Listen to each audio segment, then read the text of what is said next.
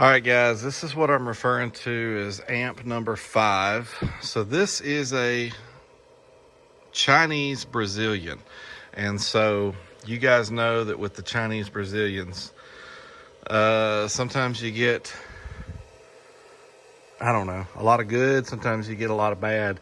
But this one caught my eye and I wanted to get it. And I'll be honest with you, when it came in, looking it over, I was impressed with several things with it.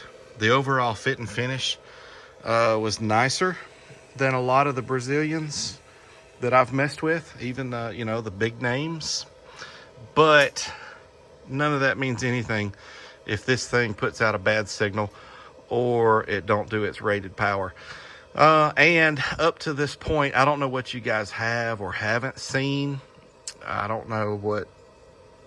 This video is going to be very different than the other types of videos because the intentions are not exactly the same. But I've learned up till now with the other 4 that I got to figure out, let's just first off, does it put out a clean signal?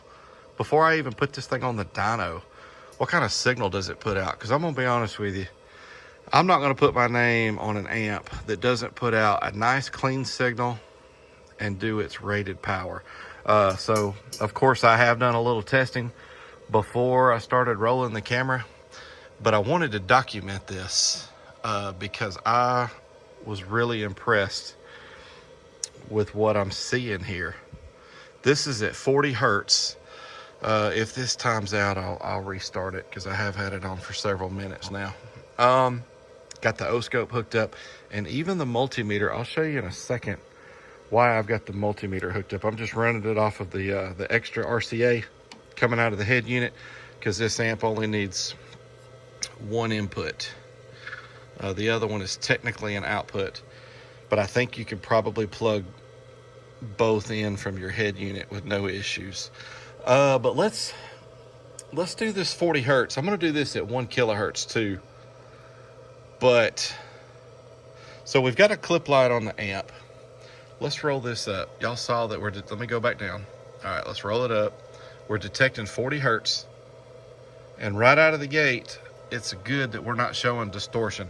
Some Brazilians, not even Brazilians, some half bridge amps will show distortion as soon as they show signal.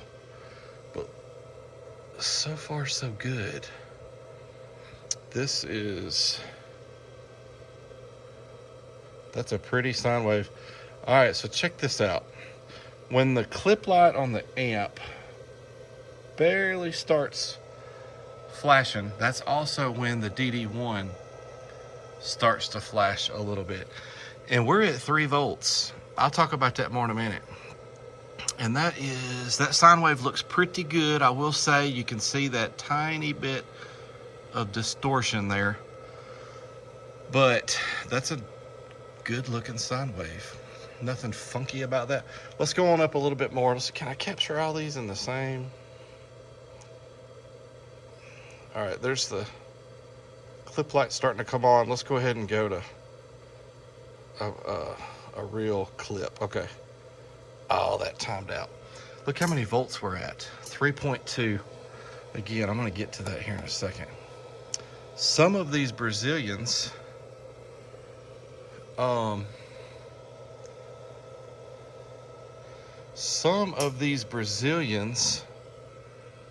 real picky about the input voltage. Meaning, I've had some amps on my dyno that I had to keep below a 0.5 volt of input. And if I kept the input voltage going into the amp at less than a 0.5 volt, then I could do a full dyno run with a clean signal up to 1% and clipping. But if you get over 0.5 volt, I think I even had one time that was 0.4, then it would show distortion on the DD1 for the rest of the dyno. So the fact that this one will do over 3 volts clean and act normal like any other amp should act is really impressive. So I don't know, guys. So far so good with this thing, but that's at 40 hertz. Again, this is a full range amp, so we're going to do 1 kilohertz too. But I don't know that many people are going to buy this amp for running mids and highs. You certainly could, if this is the one. But I mean, let's face it. I think people are going to buy any monoblock amp for subwoofers. But let's do the 1K and see how it acts at 1 kilohertz. All right, here we are at 1 kilohertz. Let's roll that up again. I'll try to get you a picture of the DD1, the clip light on the amp, and the O-scope. I'm gonna have to adjust my O-scope, aren't I? Let's go up. I'm seeing that. The DD1 is picking up a little bit. Let's turn that back off. Let's adjust the O-scope. These O-scopes are so fun to mess with, by the way. Okay, so I do see, you gotta look real close. I do see some fuzzies on the O-scope, but it's not enough to even be 1% distortion, so it must be less than 1%. But if you don't look close, you would miss that there's some fuzzies right there. That's the beauty of the O-scope. It'll show you all those tiny little details about your signal that even the DD1 does not. But there's other things that the DD1 excels at. Let's go up a little bit more. All right, there's 1%.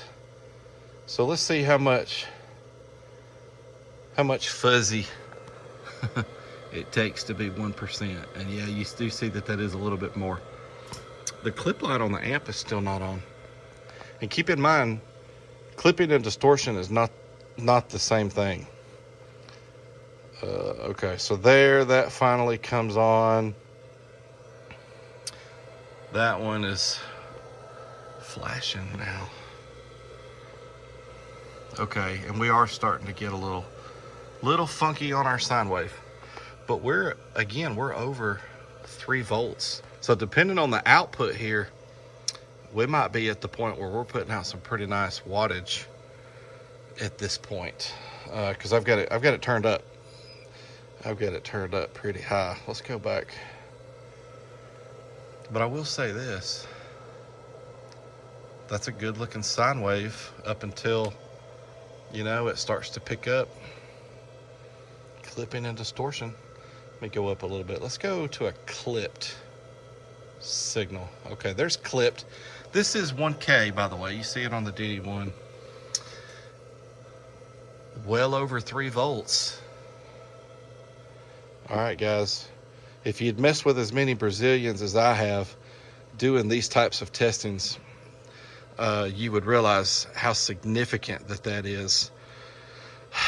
That this thing isn't just putting out distortion the whole time, or this clip light comes on way before distortion and clipping on the DD1 and the O-scope, and that it can handle a normal amount of input voltage coming from your head unit. That's awesome. Wow. I like what I'm seeing so far. With all that I've been through up to this point with these other amps, I've had some that had clean signals. I've had some that had dirty signals, some that can handle the dyno, some that cannot handle the dyno. I'm trying to think which ones I've made videos of now.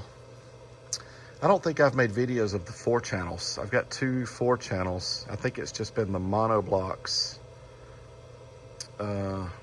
Anyhow, I'm rambling. Let's get to the dyno. That's probably what you guys really want to see, but I'm going to say this thing gets a pass from me on the signal. That's great. Let's move on to the dynos. All right, here we go. Y'all saw that that this amp, I'm referring to this amp as number 5. They got their serial number on it. I don't know if I've explained that yet, why there's tape right there. But they've got a serial number on this amp that I don't know that I'm fond of it. I think I would want to change that, but I've covered that up. Anyhow, so this is 4 ohms,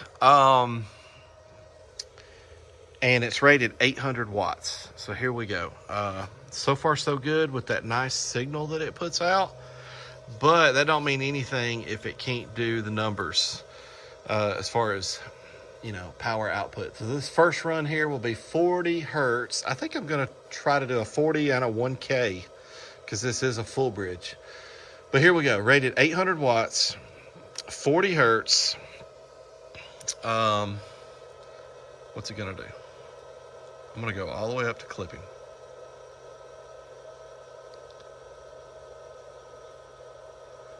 Wow. 829. The voltage dropped to 14.6 and the current draw was 78.8. Wow. And to me, that distortion light and clip light acted very normal compared to most other amps. All right, I tell you what, let's go ahead and just switch this over. Reset everything. Y'all bear with me here. Let's just go ahead and switch this over to 1 kilohertz and see if it'll do that 800.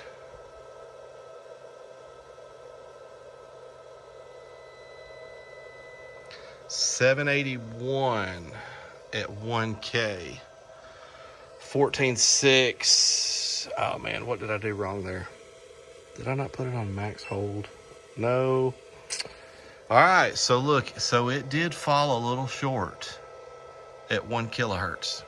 That kind of stinks, but that's not falling short by much at all. I don't know what the percentage on that would be, but it's really low percentage, and it's real.